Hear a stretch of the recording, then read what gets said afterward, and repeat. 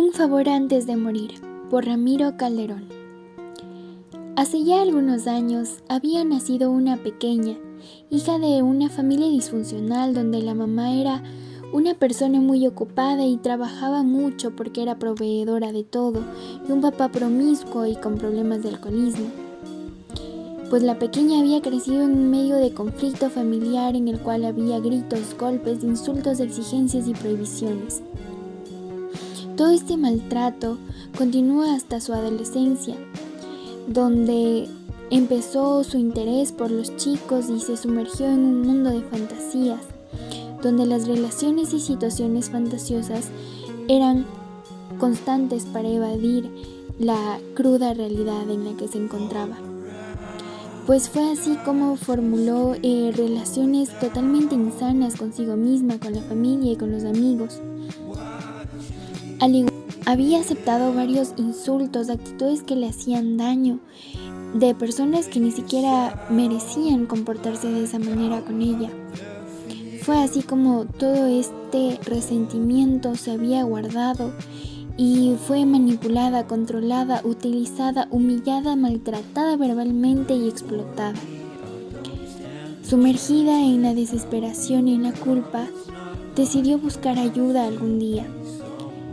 Fue así como ya en el abismo de las consecuencias de su dependencia emocional que había generado por su pareja y por las personas que la rodeaban, consiguió hablar con un terapeuta, empezar un nuevo proceso de vida para cambiar y vivir mejor. Y fue así como surgió la idea de asistir a grupos de autoayuda para poder sanar sus emociones y sentimientos. Fue así como se había dado cuenta que la dependencia emocional es algo que debe ser tratado.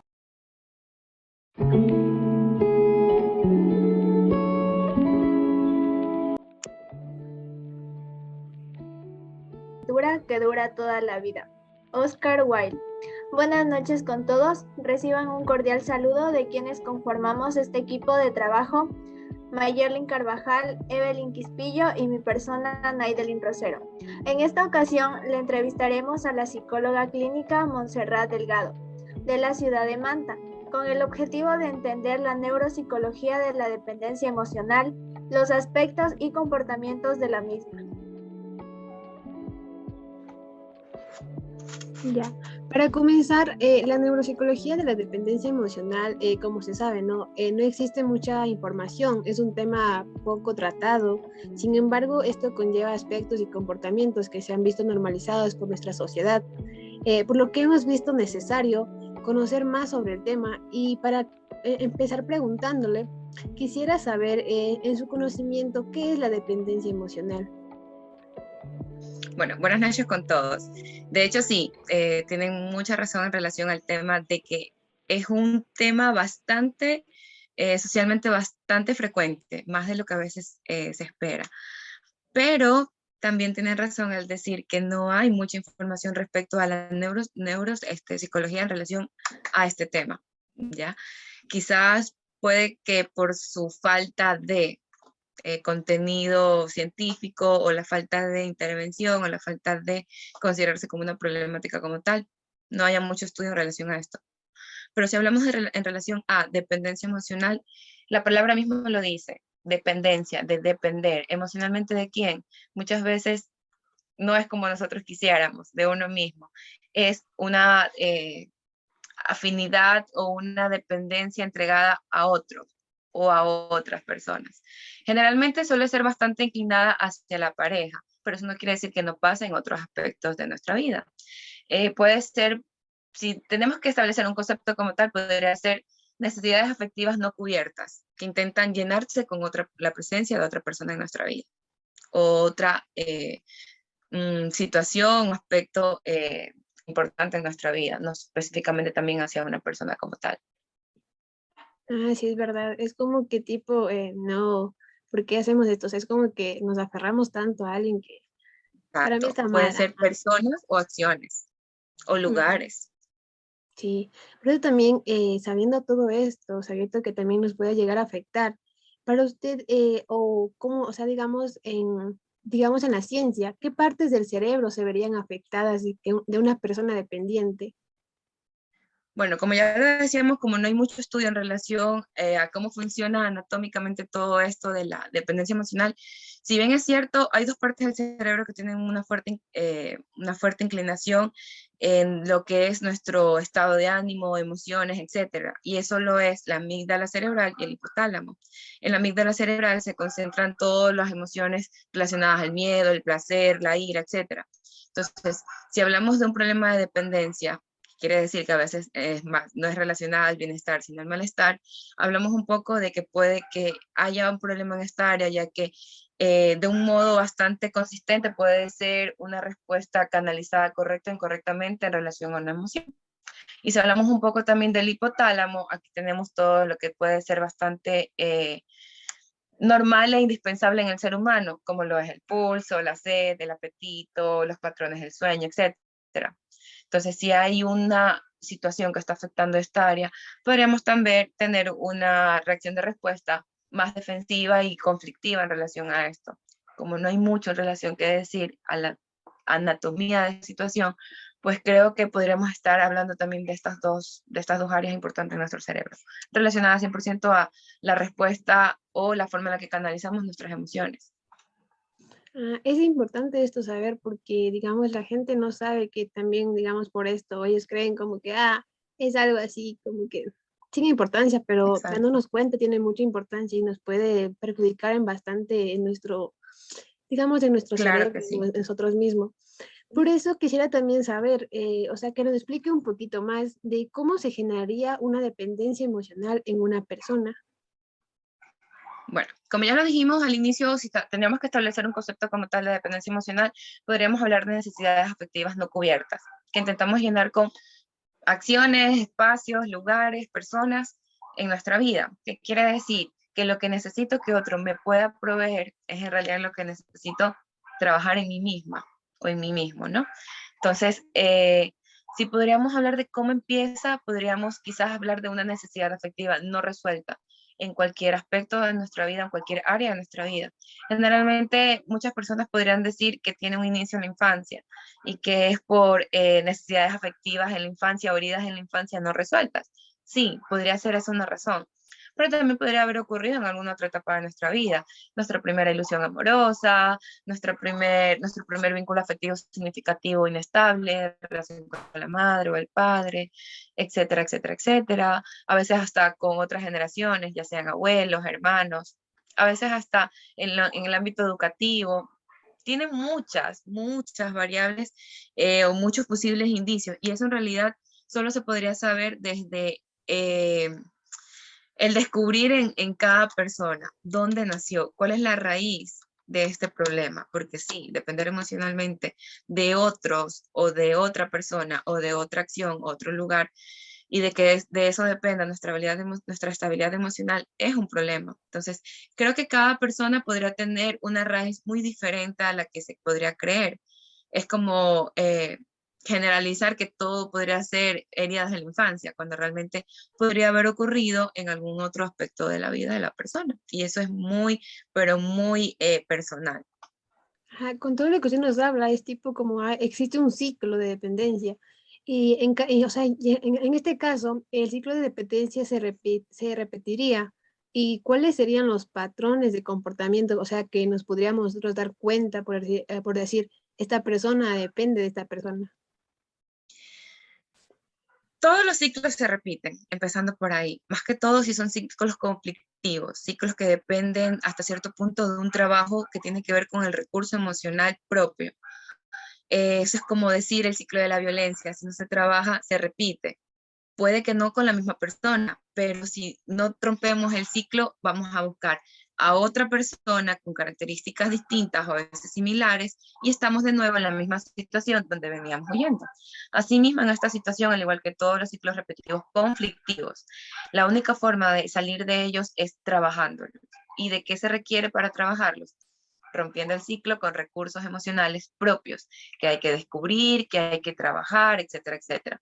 Entonces, si tendríamos que hablar de cuál es el ciclo como tal, yo creo que hasta cierto punto identificar en primera instancia es darnos cuenta de que a veces no son las otras personas la causa de este malestar, sino cuál es mi necesidad personal, quizás no satisfacida, quizás no trabajada, que me prácticamente me obliga o me encamina a seguir buscando en otros o en otras personas o en otros lugares lo que yo necesito trabajar por mí mismo.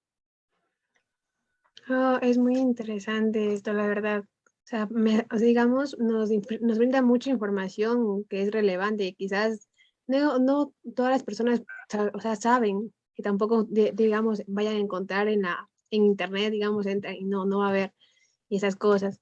Bueno, va a seguir mi compañera haciéndole otro tipo de preguntas igual. Conmigo, muchas gracias. Gracias. Continuar, la dependencia emocional, al volverse un ciclo del cual muchas veces es complicado salir, se puede presentar con familiares y amigos. ¿De qué manera? Se puede presentar con todo, no solo con esos dos aspectos.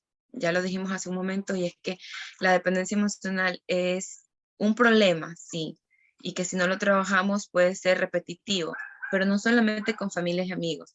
Puede ser realmente los dos vínculos más cercanos donde queremos mayores proveedores. Y a veces también hay que involucrar al ámbito de las relaciones amorosas. Pueden ser esos tres aspectos por así decirlo, donde más necesitamos compensar esta necesidad afectiva. Pero no quiere decir también que no pueda pasar en otros aspectos, como depender emocionalmente de la estabilidad que me pueda proveer un trabajo, depender emocionalmente de la estabilidad que me pueda proveer quedarme en mi zona de confort en esa misma casa, etcétera, etcétera, etcétera, ¿no?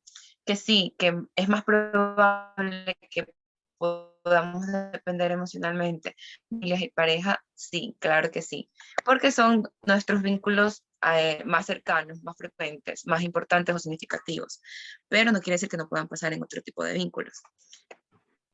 Y sí, eso es lo que la mayoría de personas piensan, de que solo puede presentarse con familiares, amigos o su pareja, pero en realidad es que sí se puede presentar con muchas personas. En otras áreas, ajá. ¿Cómo actúan los padres con dependencia emocional con sus hijos? Uy, es un conflicto bastante, por así decirlo, mediático. Los padres no aceptan que hasta cierto punto esta necesidad de proveer amor, de ser los proveedores principales, desde que nace un bebé hasta que termine este ciclo como tal, sí, los hijos nunca van a dejar de necesitar el afecto y el amor de sus padres, ni por más que se casen, tengan sus propios hijos, etcétera, etcétera. Y por ende, cuando los padres tienen un patrón conflictivo en relación a la dependencia emocional que pueden establecerse con los hijos, suele causar mucho malestar cuando los hijos empiezan a trabajar su individualidad o su propio descubrir o cómo se comienzan a relacionar con otras personas. Y se puede haber la tendencia de manipular mucho emocionalmente a los hijos. Claro, como ya tienes novio, claro, como ya tienes tus propios amigos, claro, yo ya no te importo, no soy importante para ti, como ya te crié o ya no me necesitas. Y ahí viene otro problema, que es la manipulación o la vulneración emocional hacia el hijo de parte de los padres. Que sí, que cómo nos damos cuenta, porque hasta cierto punto los padres también suelen depender de ese afecto exclusivo e inmediato que los hijos pueden proveer, más que todo si la relación es muy cercana, es un vínculo bastante significativo. Y si los padres pues dejaron mucho su parte de individualidad como personas y se dedicaron a respirar, suspirar y vivir a través de la mirada de los hijos, porque todo el mundo sabe que los hijos no son eternos en la vida de los padres. Y a esto socialmente le decimos con el término coloquial, mamitis y papitis. No solamente los hijos pueden tener mamitis y papitis, los padres también tienen hijitis, por así decirlo, si alguien tendría que tener el término más claro. Hay una necesidad inmediata de los padres de compensar que mi soledad o mi necesidad afectiva, que mi hijo sea mi único proveedor, etcétera, etcétera, etcétera. Entonces, aquí también viene otra situación que trabajar, y es también la manipulación emocional que a veces los padres ejercen a los proveedores de afecto, que son los hijos. Sí, es muy importante todo lo que nos dice y es algo que pasa de forma recurrente. A continuación, es recomendable que la pareja de una persona que tiene dependencia emocional continúe su relación con la misma. Si se debe o no debe continuar, yo creo que la única persona que puede decidir eso es la propia persona que está pasando por la situación. Que sí, que como pareja nos damos cuenta cuando ya la persona pasa de una etapa de enamoramiento o de amor a pasar a la etapa de depender emocionalmente del afecto que yo le pueda proveer, sí, sí nos damos cuenta. Y eso genera un sentido de responsabilidad mayor de lo que significa realmente estar en una relación. Y más que generar bienestar, comienza a causar malestar. ¿Por qué? Porque nos tenemos que hacer cargo de cargas emocionales que no son nuestra responsabilidad compensar, que son responsabilidad de otras personas o de la propia persona en sí. Que si debe de ser conveniente o no, yo creo que, como te decía, no, la única persona que puede decidir eso es la persona que está pasando por la situación del malestar, la pareja de la persona con este problema. Pero, ¿qué se podría hacer? Podría, como tal, si fuera, por ejemplo, el caso de la persona que está en la relación, lo único que podría hacer es establecer límites saludables entre diferenciar qué me corresponde a mí como responsabilidad emocional con mi pareja, con mi novio, con mi novia, o mi esposo o mi esposa, y qué no me corresponde satisfacer en base a sus necesidades emocionales que tenían que haber compensado otras personas. Continuar o no continuar va a depender exclusivamente de la persona que está en la situación, pero lo único que podríamos hacer es por amor o por respeto o por eh, aprecio a esa persona es encaminarla y orientarla a que busque ayuda profesional, porque si la otra persona asume más carga de la que le corresponde en esta situación, no va a haber uno, van a haber dos personas que se terminan involucrando de una u otra forma en doble vía a depender del afecto que el otro pueda proveer, porque es lo más probable. Muy buena su respuesta. A continuación, mi compañera. Buenas noches. Bueno, en cuanto a el círculo social del que está rodeado, esta persona que es dependiente emocional, ¿qué debería o cómo debería actuar las personas de las cuales se rodea? ¿Qué es lo más efectivo que puede tener o qué apoyo podría tener, aparte del apoyo psicológico que necesitaría esta persona? Bueno, yo creo que como amigos, cuando asumimos una relación de amistad con alguien, también hasta cierto punto somos proveedores de tiempo, afecto, cariño, respeto, confianza. Y si esa persona es muy importante para nuestra vida y ya está encaminada o ya está en un proceso de terapia o psicoterapia o ayuda profesional, también como amigos lo que podríamos hacer es aprender a identificar los límites saludables de nuestra relación de amistad. ¿Qué quiere decir? Hasta dónde yo le puedo permitir a mi amiga o a mi amigo llegar y hasta de cierto punto también ayudarle a identificar cuándo está haciendo lo que ya ha estado acostumbrado a hacer, que es depender del bienestar o malestar que le pueda proveer la otra persona, ¿no?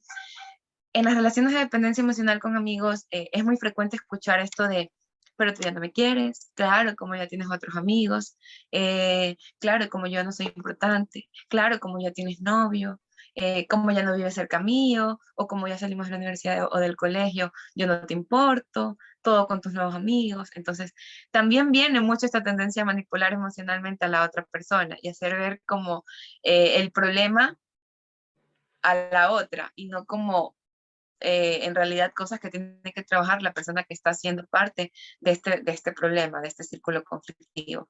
Entonces, nos damos cuenta hasta cierto punto que si nos ponemos en esta jugada como amigos y la otra persona intenta manipular mi presencia en su vida, como vulnerar mi estado emocional o que yo soy mala persona o que yo ya no la quiero, etcétera, etcétera, nos damos cuenta que también es necesario identificar, crear y mantener un límite saludable y hacerle entender a la otra persona de que no soy yo la del problema, ni tampoco ella, sino cosas que se deben de trabajar muy individualmente. Yo establezco límites, tú los tienes que respetar, tú tienes que trabajar tus cosas, yo te puedo apoyar, te puedo escuchar, pero no me puedo hacer responsable de cosas que son tu responsabilidad. Sí, es muy importante establecer los límites para tampoco no convertirnos en codependientes emocionales. Claro, exacto, exactamente, ese es el término, codependientes emocionales. Y también hasta cierto punto, si la persona que está pasando por esta situación es importante en nuestra vida, tampoco no podemos alejarnos, y más aún si esa persona significa hasta cierto punto parte de un vínculo importante en mi vida. Entonces, lo único que podemos hacer estando en la otra postura es asumir el grado de responsabilidad que nos corresponde y también ser muy inteligentes para no jugar esta dinámica de el gato y el ratón, de culpable o víctima, porque no es así. Cierto. Bueno, y en el caso del rol que debe cumplir el psicólogo, ¿cuáles son los tipos de tratamientos, si es que existen varios, que se puede dar a la persona dependiente?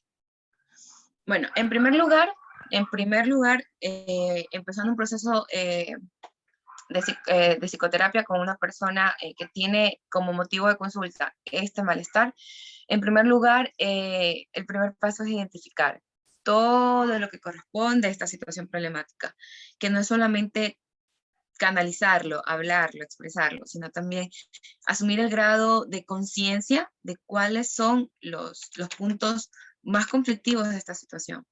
Eh, Tratamientos terapéuticos como tal, siempre recuerdo un docente que decía que todo lo que dicen los libros no es lo que les funciona a todos los pacientes.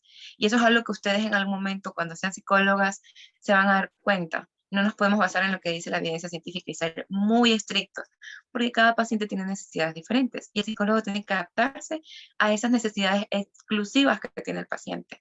Y no podemos tratar a uno como todos, sino a uno como lo que es uno. Y empezar y avanzar y culminar el proceso según la estructura de personalidad de esa persona, según sus necesidades, etcétera, etcétera, etcétera. Porque ni el psicólogo es el dueño del circo, ni el paciente es el títere. Entonces, eso es una dinámica de trabajo de mutua predisposición, de devolución de resultados, de acuerdos establecidos profesionalmente paciente-psicólogo. Entonces, si tendríamos que establecer un orden de terapia, eso yo creo que se podría establecer individualmente con cada paciente y el tratamiento es lo mismo. Pero si me preguntas en general por dónde empezar a trabajar, identificación del problema, estado de conciencia, el famoso amor propio que en realidad trae detrás todo lo que tiene que ver con los autos, qué son los autos, todo lo que nace de sí mismo, autoestima, autoconcepto, autoconfianza, autorrespeto, autocontrol, que es ahí el primer paso para hacer conciencia de toda esta situación. Y es ahí donde puedes empezar a trabajar de una forma mucho más real, más estructurada, más profesional, más lo que necesita el paciente. Porque en realidad mucho de esto de lo de la dependencia emocional también tiene que ver mucho con la imagen que tenemos de sí mismo, cómo está distorsionada o cómo está muy lastimada. Entonces, ya eso es algo que se tendría que ver muy exclusivamente con cada paciente. Es muy cierto. Bueno, y en esta parte de que ya conocemos el proceso que debe seguir el paciente, conocer también cuál es el problema, el origen del problema. Finalmente, cuando el paciente ya llega a cumplir em, su tratamiento, ¿cómo lo identifica el psicólogo? Cuando ya está listo para culminar su proceso. Sí, Esa es la pregunta en sí. sí, Cada psicólogo trabaja de forma diferente, ¿no? A pesar de que la cátedra podría ser impartida de forma general, cuando ya sea profesional, cada psicólogo adapta sus propias necesidades y sus propias líneas de trabajo. De forma muy personal, profesionalmente, yo establezco acuerdo con los pacientes, objetivos de terapia, qué es lo que el paciente quisiera conseguir o debiera conseguir en relación a su motivo de consulta, lo establecemos juntos. Y cuando un paciente ya está listo para irse, también lo tienes que establecer como un acuerdo. Tú no le puedes decir a alguien, listo, ya te voy a dar el alta. Tú tienes que prepararlo. Tienes que estudiar todo su proceso, tienes que darte cuenta si sus necesidades emocionales, sus trabajos, etcétera, están ya hasta cierto punto bastante estructurados, bastante trabajados, el paciente ya ha asumido una línea de conciencia, el problema ya se ha prácticamente ha logrado la intervención que se necesitaba, y el paciente también participa en esta dinámica de cuándo estar listo. Y es prácticamente algo de mutuo acuerdo. Vamos a suponer que tú seas mi paciente y yo te digo, ok, listo, ¿estás consciente o estás de acuerdo o te gustaría trabajar más cosas? Vamos a revisar tus objetivos, trabajamos esto, esto y esto. ¿Crees que estás lista? ¿Te gustaría reforzarlo? ¿O te gustaría continuar 2 sesiones más o las sesiones que tú indiques? Porque los tratamientos psicoterapéuticos no duran para siempre y eso es algo que también desde el inicio se le debe comunicar al paciente, porque si no se crea una codependencia hacia el proceso. Y no puede estar eternamente en el psicólogo por el mismo motivo de consulta. Siempre por motivos diferentes, pero nunca puede estar 1 año, 2 años, 3 años en el mismo motivo, porque si no, ¿de qué estamos hablando? Ya se generó hasta cierto punto un tipo de resistencia a la solución del motivo de consulta inicial, que siempre es uno. ¿Ya? Entonces, el paciente se da cuenta también cuando ya está listo y te lo dice. Y si no es así, tú debes de hacerle saber al paciente que ya han trabajado todo esto y está de acuerdo, que esta sea la antepenúltima consulta y en la siguiente consulta, pues, llegar a los acuerdos como tal, hacer una conclusión del proceso y darle el respectivo alta, que es como se debe hacer. Aunque, si le estoy sincera, profesionalmente, no todos los pacientes llegan al alta, siempre se dan el alta solos. No te avisan ni siquiera, solo se van y luego te describen pidiéndote disculpas, que ya no pueden continuar con el proceso, que ya se sienten listos y que gracias por todo. Pero no todos esperan que su psicólogo les diga, terminamos nuestro proceso. Muy pocos. Yo he tenido muchos pacientes en estos 2 años que tengo como profesional y te puedo decir que tengo claro, hasta con nombres y apellidos, quiénes son esos pacientes que esperaron también parte de mi comunicación, parte de mi análisis profesional para llegar a un acuerdo de que listo, pues continuar tu vida, terminar este proceso, etcétera, etcétera. Muy pocos. Todos se dan generalmente el alta sola. Y en general se dan el alta cuando se empoderan de la consulta y pasan por esta etapa, esta transición de empoderamiento y luego viene la realidad, el bajón emocional. Y es que también esto es parte de, y a veces el paciente cree que está listo, pero en realidad no.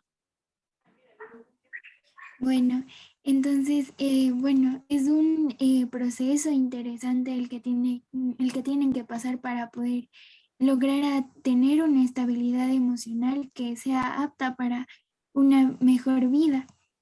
Claro que sí.